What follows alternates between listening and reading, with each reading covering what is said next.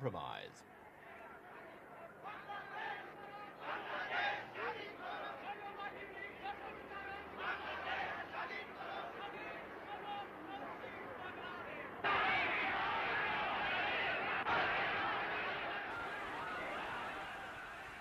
As the independence fever swept through the country, even Maulana Bashani, an old political rival of Sheikh Mujibur, offered his support.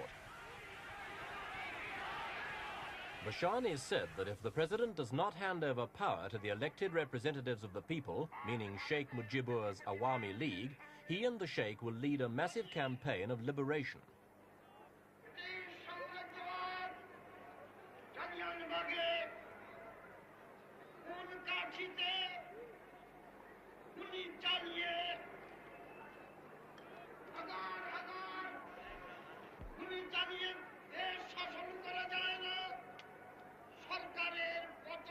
Bashani's pledge of support came with a warning to the Sheikh not to compromise with the president. It's better to be a hero, he said, than a prime minister.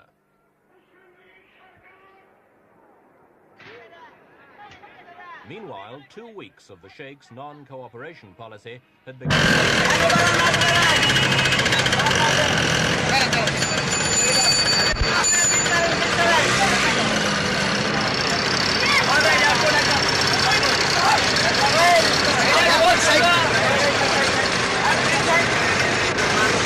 Province. Vigilante groups, mainly Bengali students, set up their own roadblocks and searched cars and their passengers. Any driver unable to speak fluent Bengali was immediately...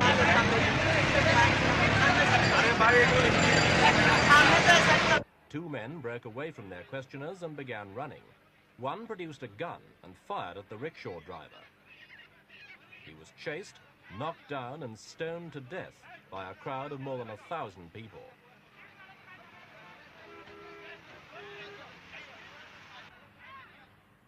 Within minutes, troops were on the streets dispersing the crowds.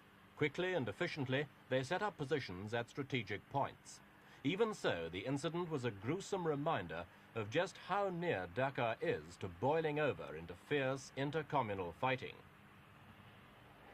To prevent the situation getting any worse, President Yahya Khan flew into Dhaka for talks with Sheikh Mujibur. Despite his waves, he received few cheers when his heavily armed convoy sped into the city centre. Sheikh Mujibur emerged from his first meeting with the president in a very non-committal mood and refused to be drawn by the barrage of questions fired at him from the press. Kindly don't ask me any other questions. I have already answered. My discussion is going on about the political situation of this country. And discussion will continue because it is not a very matter of 1 or 2 minutes. You require sufficient time to discuss. And tomorrow 10 o'clock again I am meeting the president and discussing. Thank you very much now. Will some of your people be with If the Sheikh was thinking of a compromise, he certainly didn't tell his supporters, whose ringing nationalistic slogans followed his car through the streets of Dhaka.